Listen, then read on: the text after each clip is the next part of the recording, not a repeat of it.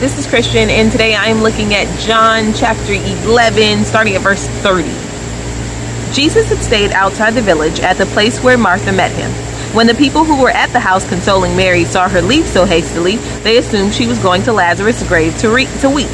So they followed her there. When Mary arrived and saw Jesus, she fell at his feet and said, "Lord, if only you had been here, my brother would not have died." When Jesus saw her weeping and saw the other people wailing with her, a deep anger welled up within him, and he was deeply troubled. "Where have you put him?" he asked them. They told him, "Lord, come and see." Then Jesus wept. The people who were standing nearby said, "See how much he loved him." But some said, "This man healed a blind man.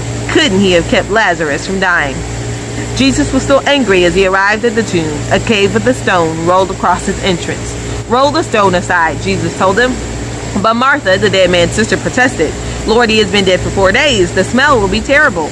Jesus responded, "Didn't I tell you that you would see God's glory if you believe?" So they rolled the stone aside. Then Jesus looked up to heaven and said, "Father, thank you for hearing me. You always hear me. But I said it out loud for the sake of all these people standing here, so that they will believe you sent me." Then Jesus shouted, "Lazarus, come out." And the dead man came out, his hands and feet bound in grave clothes, his face wrapped in a headcloth. Jesus told him, "Unwrap him and let him go." I had lunch with a friend this week, and they asked me what made me kind of stay in this whole Christianity game for as long as I have. You know, seeing life, going through different work scenarios, business, what makes me stick it out. And I told them I had the privilege, which I did not know was a privilege at the time, but when I was a child, I had the utmost privilege of watching people in my church live out real Christianity. They were very open and honest and transparent. We talked about drug addictions. There were people who had worked in strip clubs and people who had been divorced and a lot of ugly, messy life stuff that they surrendered to God. And so I got to watch what it looked like for people to genuinely be honest and go, this part of my life sucks and I made this mistake, but I surrender it to God, and then got to watch what God did with their lives on the other hand.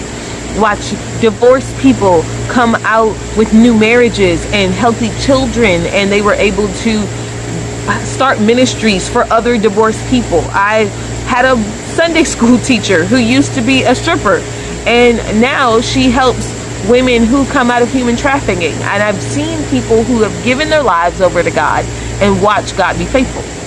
I think that's why Jesus does what he does in this scripture. He let Lazarus die. Like, he actually waited full out till they were like, "Oh no, he's good and dead, and then showed up.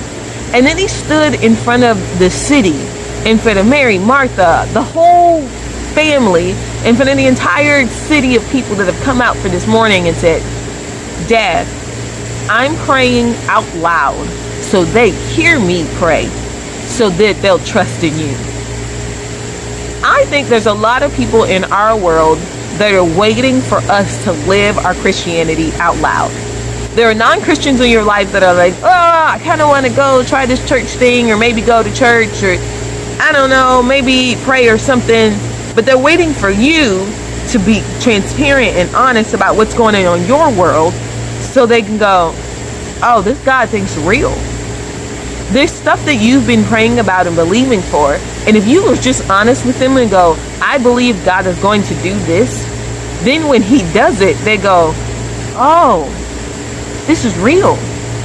God can be trusted. There really is a God." There are people in your world that are just in bondage on the inside of them, locked down because of choices they made, because of stuff family members did to them, because of life just happening to them. And they're staying that way because they don't know that freedom is a possibility. But if you're honest about what God has done in your life to them, it'll free them up to let God work in their own world. What if we lived our Christianity out loud? The ugly, the messy, the I messed up, these were the tears I cried, I prayed for this and it didn't happen. We were just real and authentic and honest with ourselves and with the people around us. How could God move in our situations? Love you.